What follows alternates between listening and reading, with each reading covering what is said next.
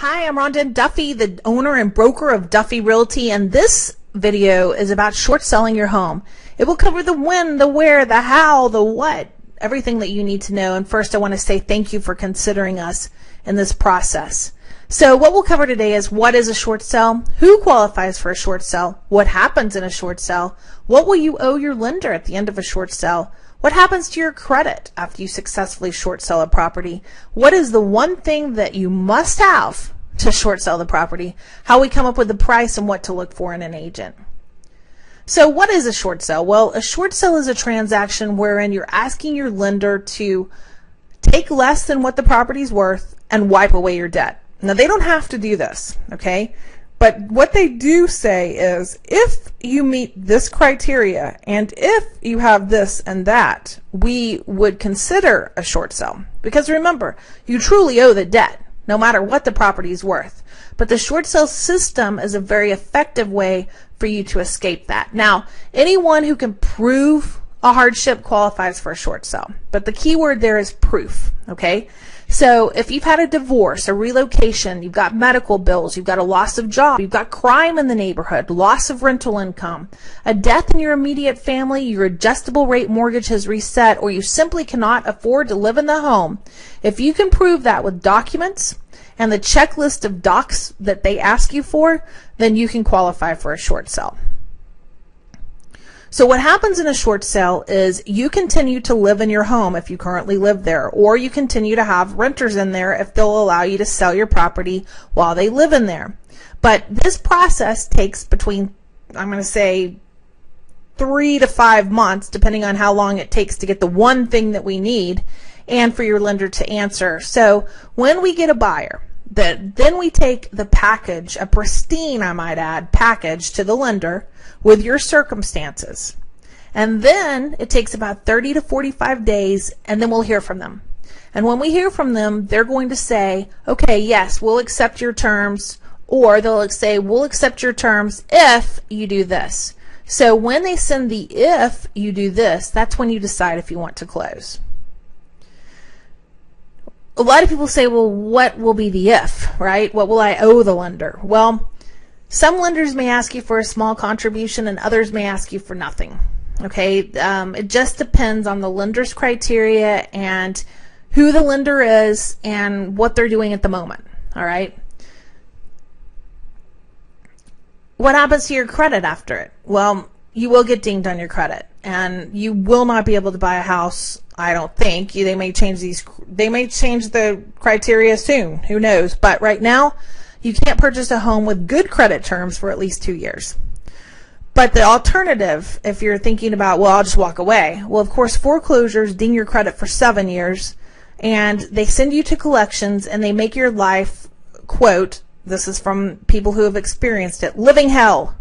So I think the alternative of a short sale versus a foreclosure is much better for not only your credit, your psyche, and your wallet, but also just because it's an option that you have that allows you to do the right thing. That's what most sellers report when they go through the short sale process of why they want to do a short sale. So there is something that you need to know, though. We can sit around and talk about it all day long, the semantics of how you need, a short sell, and you got this or that, and you're in this much debt and blah blah blah. But what we need is a buyer. All right. So you have to make your home a product worthy of a buyer's attention.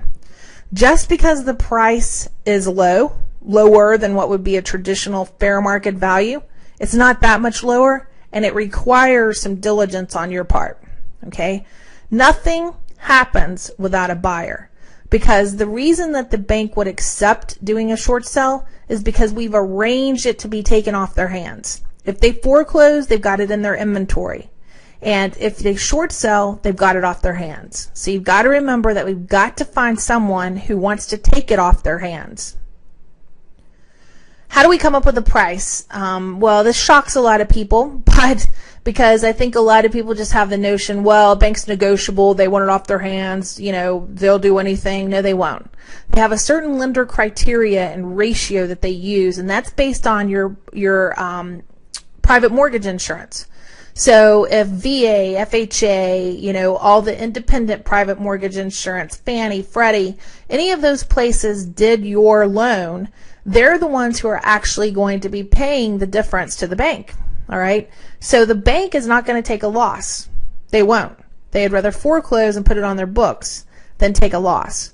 So it's very precise in how we calculate this. And most of the time, once we calculate back in the commissions, the liens, any tax liens that you have, HOA fees that are due, that sort of thing, second mortgage, an additional insurance provider. Once we put all of that in place, we usually end up selling it around 92% of the price of fair market value.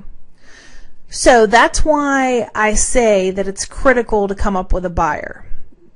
Buyers in this market like to go around at the first of their transaction saying, well, I'm going to buy a house at 60 cents on the dollar. Well, that's not what this house is going to be priced at. But short sales are still a great value, and a lot of buyers are attracted to them. We just have to make sure that your product looks worthy for their attention. So what do you need to look for in a short sale agent? Well, this is critical, in my opinion. Most agents report that they only close 25% of their short sale listings. There's a couple reasons for that. Number one, they don't set up the price correctly. So then when the bank gets the offer, that's too low, because the bank's going to order an appraisal of their own. So if it's not calculated based on fair market value the way I just described it, and it's calculated too low, they can't sell it. The buyer's already gotten in their head for 2 or 3 months that they're buying it for, let's say, $50,000, and instead the bank wants $100,000. That doesn't work, and it just puts you as the homeowner in more danger of going towards foreclosure, because most likely you've stopped making your payments.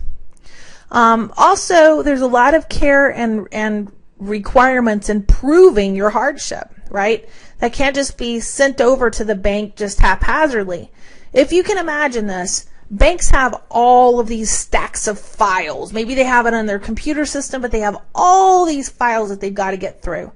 If your file is not pristine and perfect and looks reasonable and the buyer's in place, if your file does not look perfect, they just push it to the side to try to get to one that they can close. And they don't have time to call the agent and say, look, you're missing 6 documents and you don't have any documents to prove your hardship. They don't have time for that. They just slough it off to the side and you never hear from them.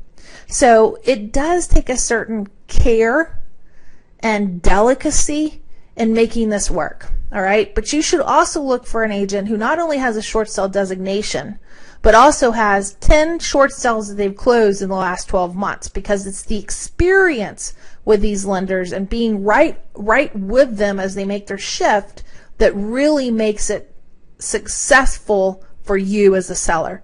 Right now, at any given time, we have between 35 and 50 short sales under contract. We have about 100 to 150 listings at any given time. But it is a delicate process. You can't just keep lowering the price to make it work, and you can't send in a messy package. All right. So it really, my short sale division has to be based on somebody who really, really is a detailed, meticulous bean counter, if you will, but they don't even count beans. They're just looking at documents. I do have the only designation in Georgia for Elite CDRS. And we do close a lot of short sales. I'm very proud of that. So when you need help, here's the key. Call us as soon as you get the inkling that you need to do a short sale. Time is very precious. The more time you can give us, the better we can serve you. The more chance we have of getting a short sale done.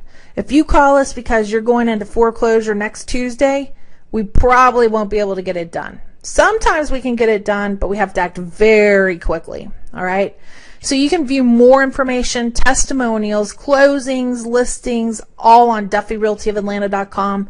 But please call us as soon as you think you need to do a short sale. We don't charge anything up front to you, and we can get the process rolling very quickly. But you got to give us time. Thank you again for your consideration.